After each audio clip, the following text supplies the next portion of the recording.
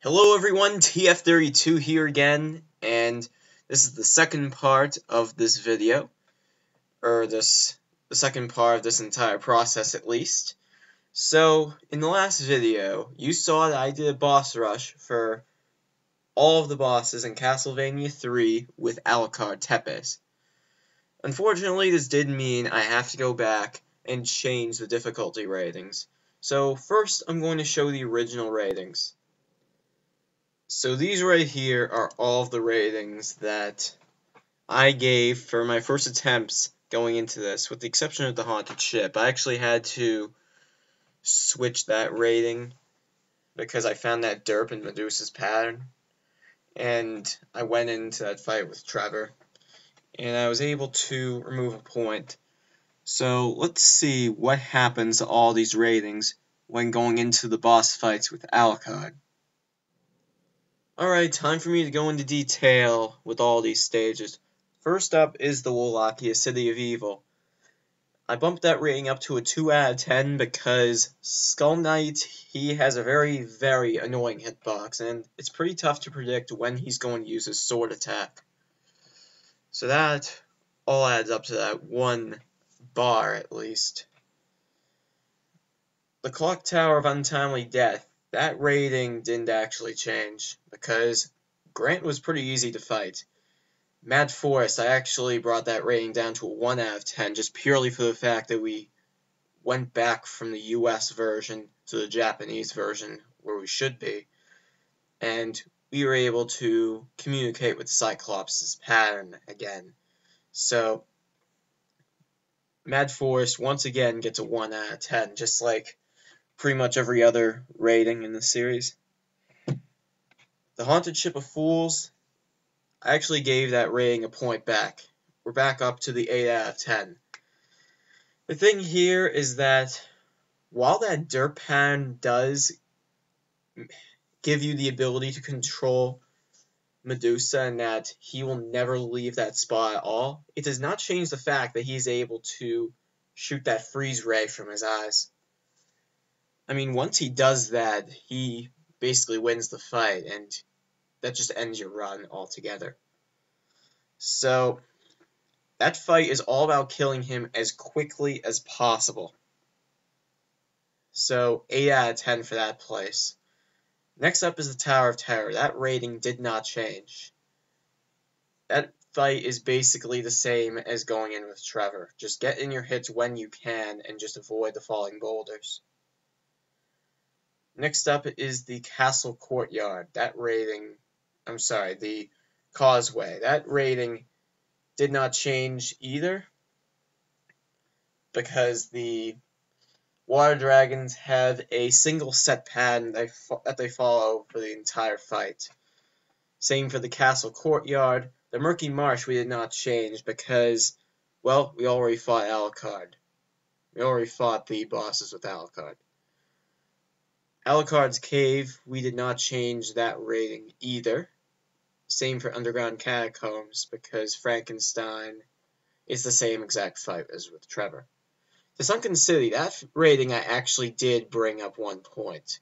It was a 2, but now I brought it up to a 3, and the reason for that is mainly because Bone Dragon King, he's a pretty tough target to hit, and Alucard is a tank when it comes to attacking his opponents. And that really gives him very limited opportunities to hit everything. So yeah, that kills that score.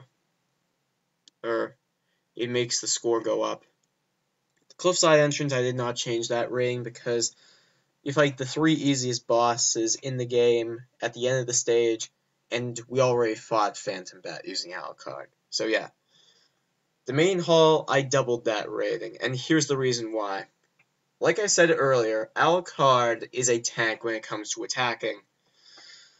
So, what's funny is that in my practice attempts, it only took me 2 attempts to actually beat Alucard, but ever since, I was not able to recreate that for quite a few attempts. It took me like tens of attempts to even recreate that. So, Yeah, 4 out of 10, just for the first form. The second form is ridiculously easy. The inner halls, I brought that rating down from a 5 to a 4, but here's the thing, and I cannot stress this enough. When you go, if you are planning on fighting the doppelganger with Alucard, please do yourself an enormous favor and do not upgrade your attacks. Because if you upgrade your attacks, you will automatically be upgrading the boss's attacks too. Because avoiding that spread shot of the balls of destruction, it is pretty tough to dodge, if not impossible to dodge. So, if you're wondering why I only use the single fireball attack for that, that's the reason why. So, yeah, 4 out of 10. And with that single fireball attack, he is just nothing to fight. Unlike the Trevor boss, he just does not want to jump to the upper left and right platforms at all. So yeah. And up next is the Castle Keep. That rating stays exactly the same.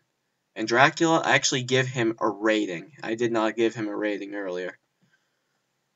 That extra point comes from the first form. He is very tough to like anticipate where he's going to go and everything. It's the same exact pattern every single time, but it can be tough to, not just for me, but like, it's not too tough for me, but for any player going into this, it can be tough to anticipate where he's going to set his fire bars. Now, it is set. I mean, distance is your friend, and you want to use that to your advantage, but you don't want to keep too much distance from him because of how limited in range your attack is.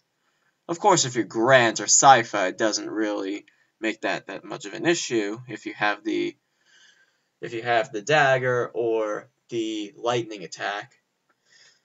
But Alucard and Trevor, they have very limited forms of attack, like range of attack. So yeah, the second and third forms are very easy.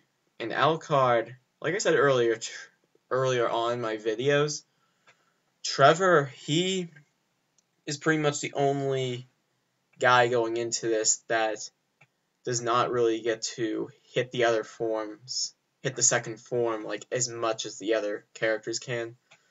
If you're willing to use sub-weapons, you can use that like with the boomerang or the axe or something like that. But with the whip, you don't have many opportunities to hit him. But going back to Alucard, the second and third forms, they are just one big target you have to hit, and that is it. So with that, I think we are officially done with Castlevania 3. I'm sorry, I just could not leave this alone because it is my favorite Castlevania game in the series. Because of, like, all the characters you can play as and everything. Not to mention Castlevania 3 and Castlevania 1 are my strength in the perfect speedrunning section of everything. So, yeah. So this concludes my ratings, and the next time you'll see me, I will probably be in Castlevania The Adventure, but we'll see. It's going to take a lot of practice to get through there. I was originally debating on whether or not I would be doing that or not, but you'll see. I'm still kind of iffy on it. But until then, this is TF32 signing out. Have a great night, and I'll see you in my next video, whenever it may be.